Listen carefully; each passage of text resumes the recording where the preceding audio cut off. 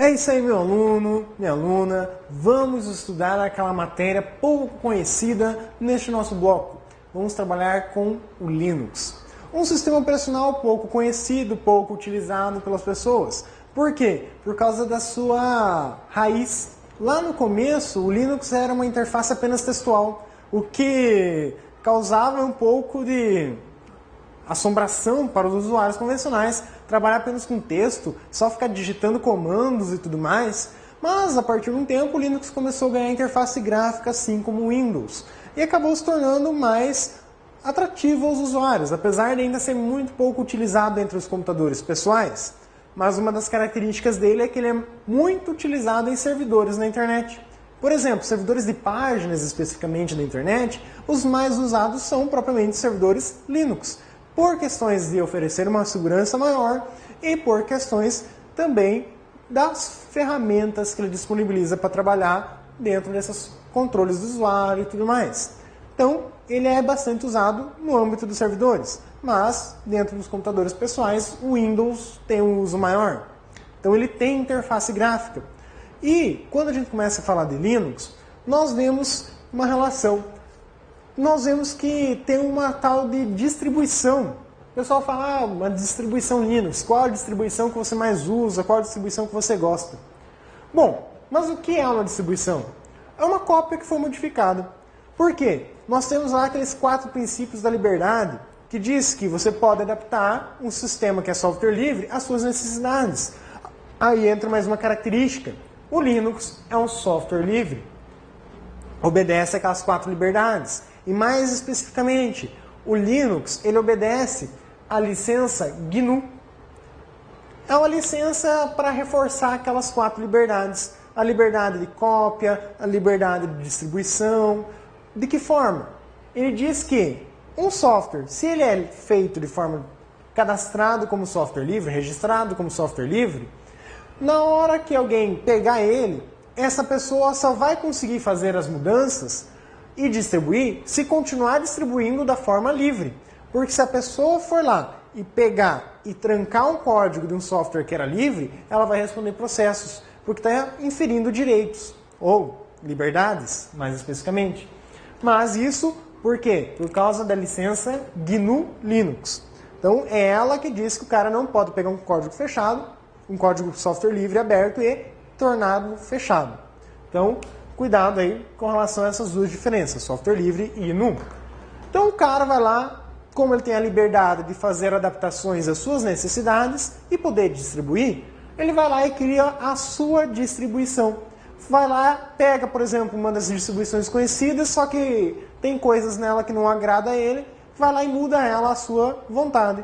E ao mudar ela à sua vontade, ele criou uma nova distribuição, uma cópia toda personalizada para ele.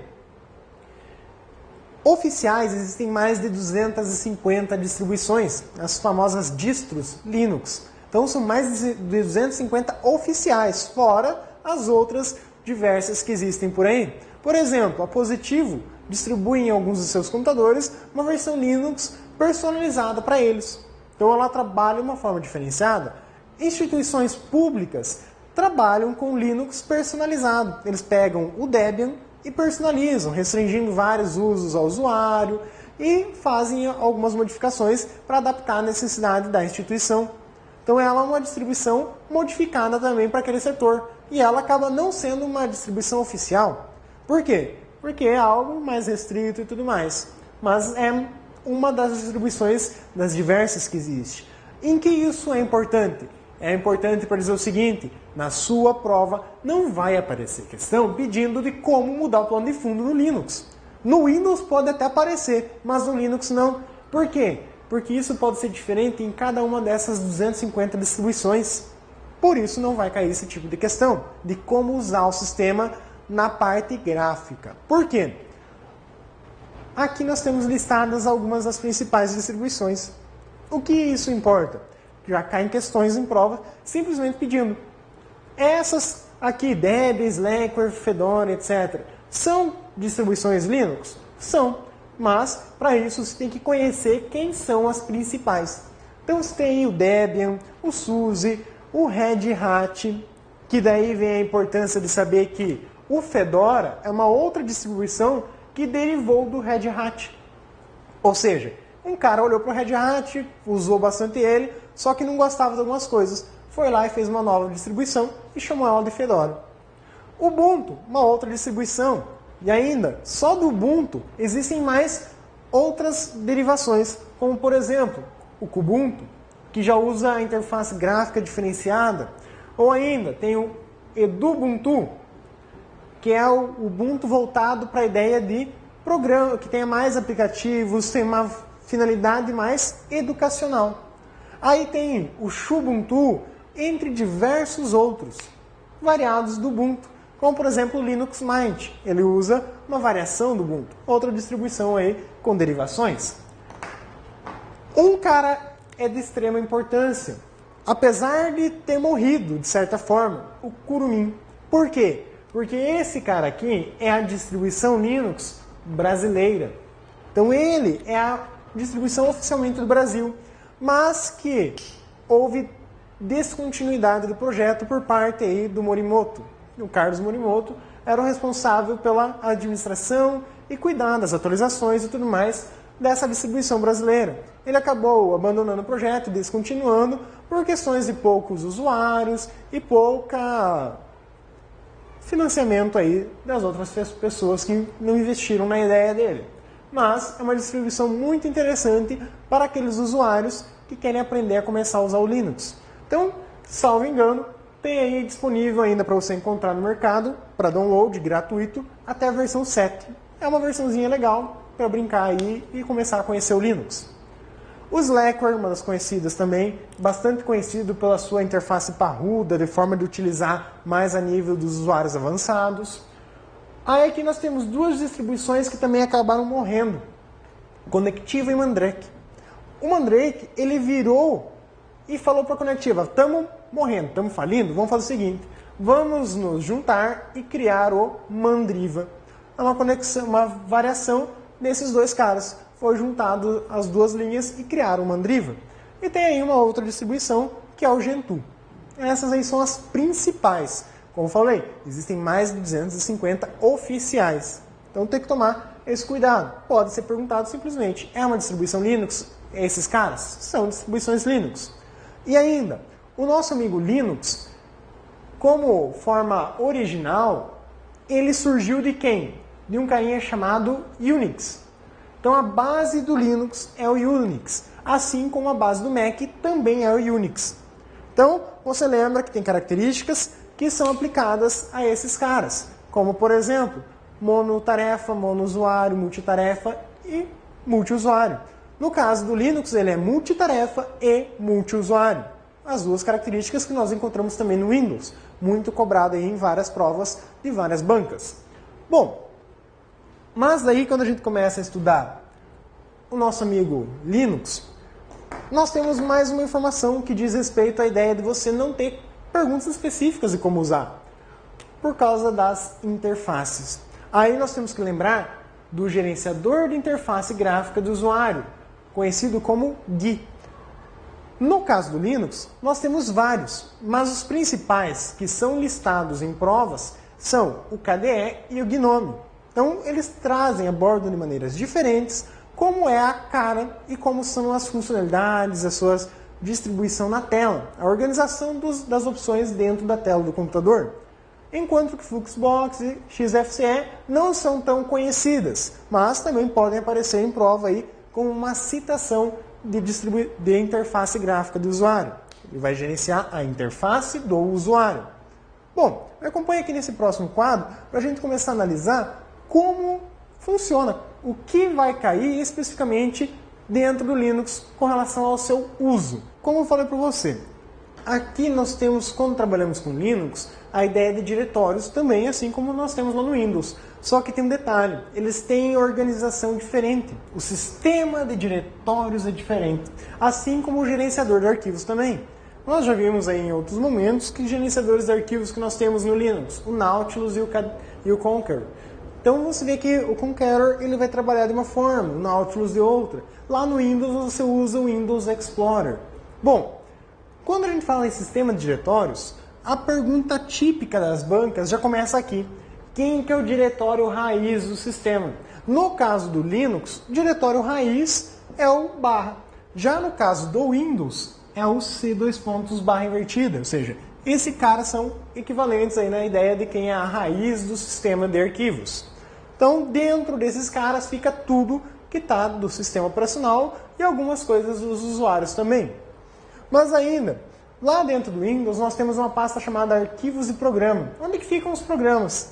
Dentro do Linux, nós chamamos essa pasta de /bin, porque dentro dela vão ficar, além desses programas, os executáveis dos programas, como é no caso do Arquivos e Programa, ficam também alguns comandos básicos, ficam alguns arquivos desses comandos básicos, como por exemplo o comando su, que é o comando para superusuário, comando tar, comando cat, rm, pwd, são exemplos de comandos cujos arquivos ficam dentro do diretório /bin, ou seja, dentro da raiz do sistema, dentro da pasta bin.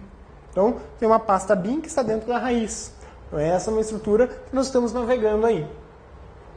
Beleza, esse cara é equivalente ao arquivos e programa. Nós temos um carinha chamado /boot. Esse cara aqui, ele vai armazenar alguns dados do kernel. Aí você lembra, quem é o kernel?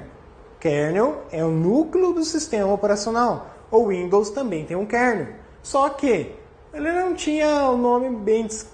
É sempre o mesmo, então não tem para que ficar discriminando. Já no Linux, o kernel fica sempre atualizando. E o nome do kernel do Linux é Linux. Então, isso que chama mais atenção. No caso do Windows, o nome do kernel é NT. Então, esse cuidadozinho aí que tem que se levar em consideração. Mas, basicamente, o que vai ser pedido de você é: o que é o kernel? É um núcleo do sistema operacional. Bom, aí ainda podem ser colocados para você essas duas palavrinhas, que também ficam arquivos dele dentro desse /boot. O que é o boot? Inicialmente, a ideia do boot: processo de iniciar o computador. Então, quando você dá um reboot, você vai reiniciar o computador. Beleza, /boot. Processo que vai estar relacionado a alguma coisa do iniciar também do sistema operacional ou do próprio computador, no caso do Lilo e do Grub. Por quê? Imagina que você tem tanto o Linux quanto o Windows no seu computador, ou mesmo que só tenha o Linux. Ele vai abrir uma tela antes de entrar no sistema operacional, para que você escolha qual sistema que você quer usar. Se você tiver só o Linux instalado ali, você pode fazer ele entrar direto. Ou você pode fazer com que ele abra o Lilo ou o Grub, seja qual que esteja sendo usado, para que você escolha se você quer a versão mais nova ou a versão anterior do Linux que você está usando. Você pode ter várias atualizações, upgrades desse sistema operacional. Enquanto que no Windows está lá um deles e você escolhe qual você quer usar. Então o Grub e o Lilo são gerenciadores que permitem você escolher qual sistema usar no caso de um dual boot. Então, ou você vai usar o Grub ou vai usar o Lilo. São dois diferentes que dependem da distribuição. Então, se você está usando lá, por exemplo, o Ubuntu, depende da versão do Ubuntu usa o Grub, ainda tem a versão do Ubuntu que usa o Lilo. Entre outras distribuições que usam esses caras aí de maneira diferenciada. Então, o Ubuntu mais atual está usando o Grub como gerenciador de interface. Os mais antigos usavam o Lilo. O gerenciador de interface não, desculpe. É o cara que vai gerenciar o dual boot. Permite escolher qual sistema você quer usar. Então ele vai aparecer logo depois da BIOS. Entrou a BIOS, carregou as informações, aparece o Lilo ou o Grub, que permite você escolher. Daí vai para o sistema operacional. Essa é a funcionalidade dele. Beleza, mas ainda temos mais distribuições, mais diretórios também colocados ali dentro. O diretório /dev. O diretório /dev, ele vai trazer aí a ideia dos drivers. Então tem que tomar cuidado com esse cara. Por quê? Bancas pedem o que vai ser colocado ali dentro. Simplesmente drivers. Drivers de quem? Por exemplo, eu instalei um modem. Então vai ter lá /dev /modem. Está a informação do driver daquele modem. Ou eu tenho um HD do tipo IDE. Então eu tenho lá /dev /HDA. Se fosse um HD do tipo SATA, seria /dev /SDA. Então você tem aí distribuições que está dizendo que ali vai ter a informação de como funciona o dispositivo, ou seja, os drivers daquele dispositivo. diretório/etc. Esse cara é equivalente aos registros do Windows. Olha lá o famoso reg. Então ele faz o quê? Lá no registro do Windows você tem várias configurações de como funciona o próprio sistema operacional. Então lá no Windows você diz, eu quero que quando o cara inicia apareça isso, quero que a chave, a atualização, entre diversas coisas, podem ser mudadas dentro do registro. No caso do Linux, essas configurações ficam dentro do /etc. Então, os arquivos de configuração do sistema é chamado de /etc. Aí, quando você está trabalhando lá, conectei um pendrive no computador. No Windows, o celular meu computador está lá, aparece lá o pendrive conectado. E no Linux? No Linux, quando você conecta um pendrive, você chama de processo de montar. Vai chamar esse processo de montar um drive. Ou seja, ele vai montar uma nova unidade de dados removível. Mesmo um HD externo, um cartão de memória, isso ele vai montar. Um CD também é montado. Então a ideia de montar é fazer com que o sistema reconheça essa informação. Então é /mnt de mount, ou seja, montar o sistema. Então ele vai ser como ponto de montagem. Mas de que tipo? Coloquei um CD. Ele vai colocar lá /mnt /cd-rom. Ou seja, você quer abrir o CD, você vai lá, /mnt, e vai encontrar o CD-ROM que você colocou dentro do computador. Coloquei lá um pendrive. Vai estar lá, /mnt, o nome desse pendrive. Assim você pode acessar o drive que você montou. Então é essa a ideia de montagem. Ali vamos dar uma olhadinha em mais alguns dos outros diretórios que nós temos dentro do Linux, que são de importância, porque existem diversos outros que não vão ser cobrados para você na sua prova. Somente esses que são os principais. Me acompanhe aqui nesse quadro. Bom, para a gente fechar aí nossa parte de sistema de diretórios, nós temos aí o diretório temp. Esse cara aqui, o /temp, é equivalente ao temp do próprio Windows, ou seja, a pasta que vai ter os arquivos temporários dentro do seu sistema operacional Linux.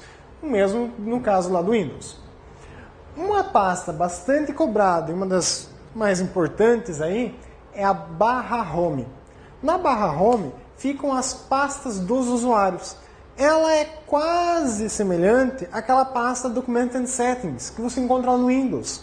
No caso, ele não vai ter as configurações do usuário, mas sim vai ter as informações sobre o quê? Vai ter a informação da pasta, quem são os usuários que você tem no computador. Então, ela tem a mesma equivalência aí da IDS, pedindo a prova. É equivalente a quem? É equivalente à pasta Document and Settings, ou documentos e configurações lá do Windows. Nessa pasta, a cada usuário criado dentro do Linux, vão ser criados aí novas pastas. Por exemplo, se eu tenho lá a pasta /home, /jp, então quer dizer que eu tenho um usuário cujo nome do usuário dele é JP. Ele cria automaticamente com esse nome.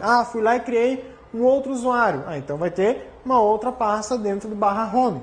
Então essa estrutura, organização, é criada dentro lá do Linux. Por isso que ela é bastante cobrada, essa pastinha aí. Bom, mas imagina que dentro do Linux você queira fazer configurações. No caso do Windows, por exemplo, eu quero mudar configurações do meu sistema operacional. Você vai no painel de controle, não vai?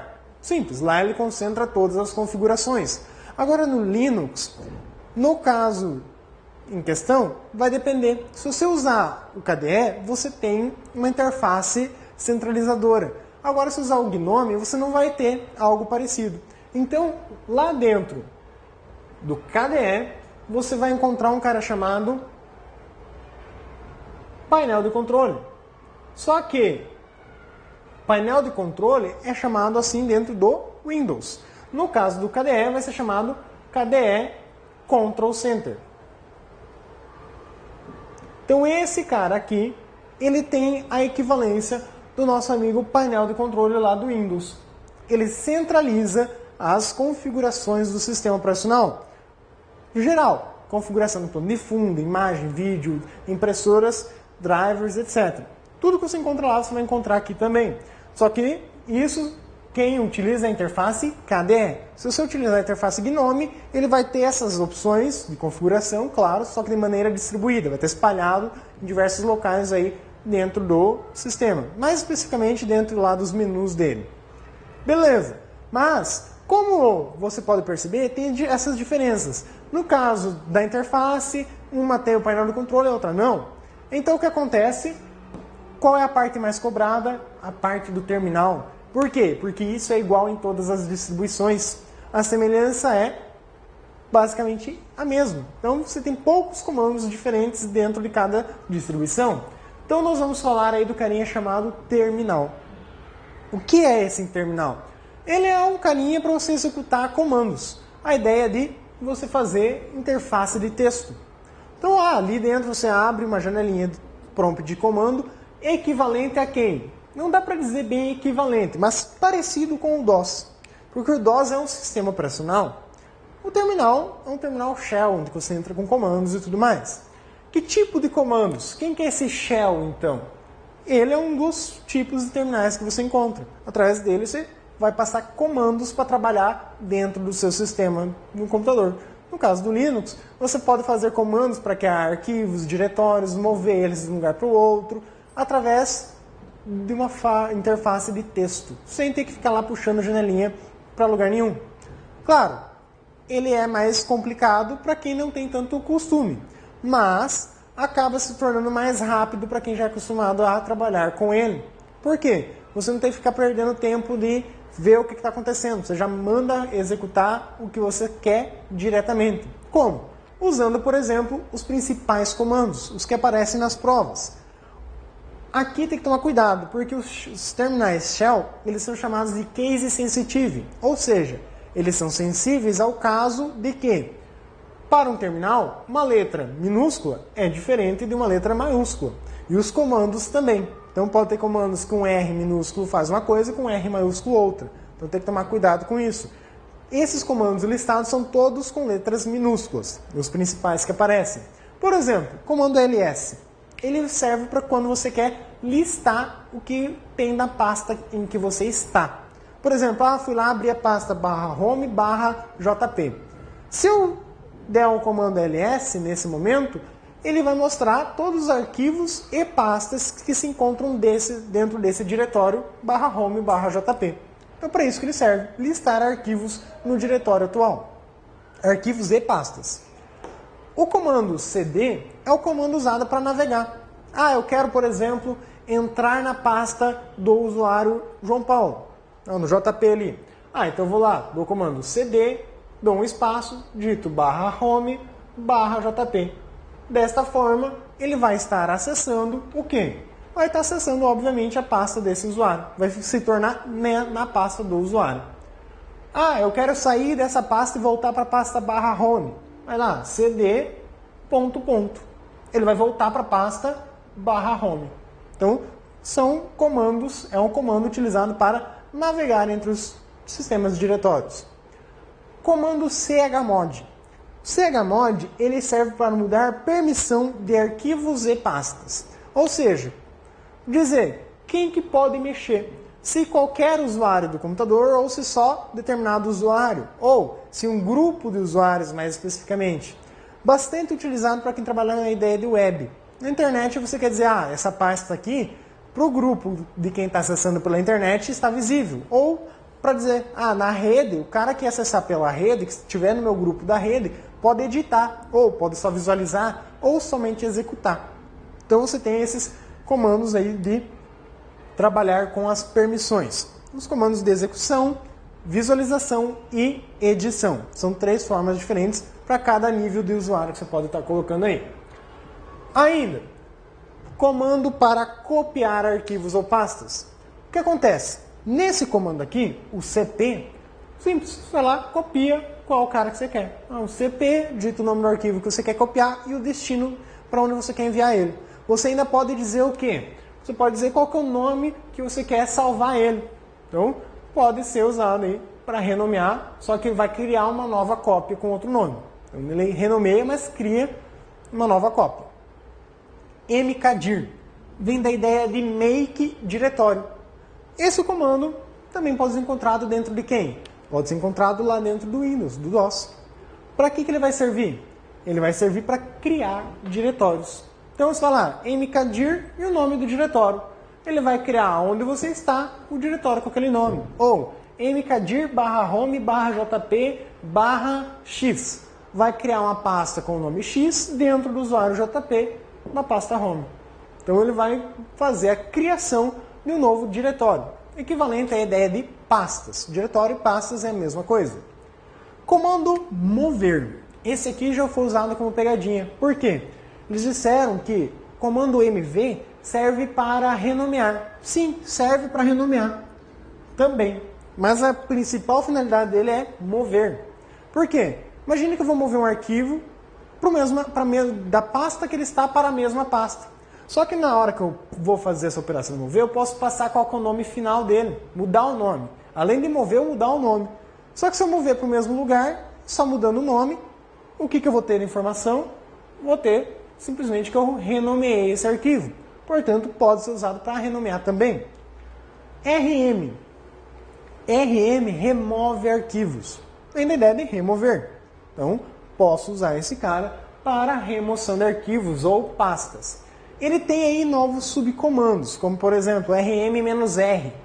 Se eu colocar isso, ele vai remover recursivamente. Ou seja, vai removendo tudo que ele vai encontrando para baixo da onde que você passou. Então tem que tomar certos cuidados, remover definitivamente e tudo mais. Agora, esse cara, o comando tar, muito cobrado aí por várias bancas. Por quê? Ele só faz a operação de empacotar. Ele é um empacotador. Ao contrário de um compressor. O que ele vai fazer? Só vai pegar vários arquivos, várias pastas e transformar em uma única pasta ou arquivo, que vai ter lá a extensão .tar. Mas os arquivos não vão ser comprimidos, vão ser um arquivo único.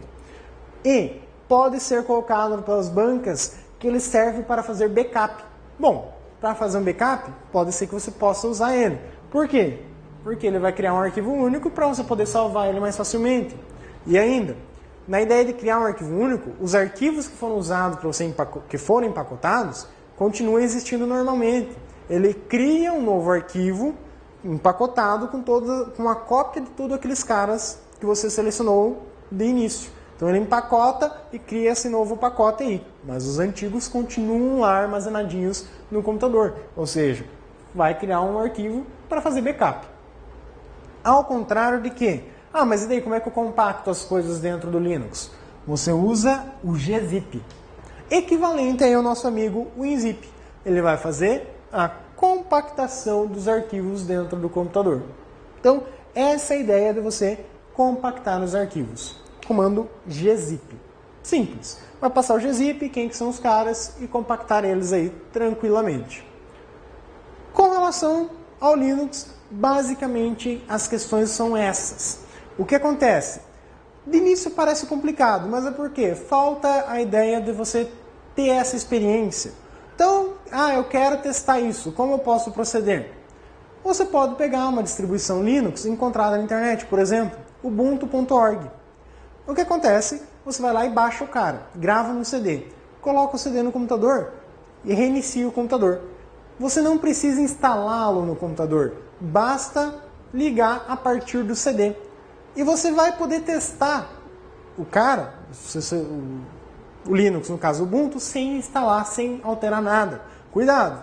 Claro, você tem a permissão de formatar o computador, pode fazer o que você quiser, assim como você faria dentro do Windows. Mas é uma forma elegante de você testar o sistema de forma que você veja como ele realmente funciona. Claro, como você vai estar lendo do CD, vai ser mais lento do que se você estivesse lendo do HD. Mas é uma alternativa aí interessante para que você possa estudar esse sistema tão complexo, assim dizer, mas que é só falta de costume em uso, aprendizado. Como um novo celular. Quando você pega um novo celular, você fica faceiro, fuça, fuça, fuça. Mas o sistema dele não é diferente dos outros? É, mas você aprende. Por quê? Mexe, sem medo. Essa é a maior dica para a informática. Futrica no negócio. Não tenha medo de estragar. Se estragar, chama um técnico e arruma um negócio. Tá? Então, Com isso, terminamos esse bloco aí relacionado ao Linux e espero que tenha lhe ajudado muito nas suas questões aí de pânico. Até mais!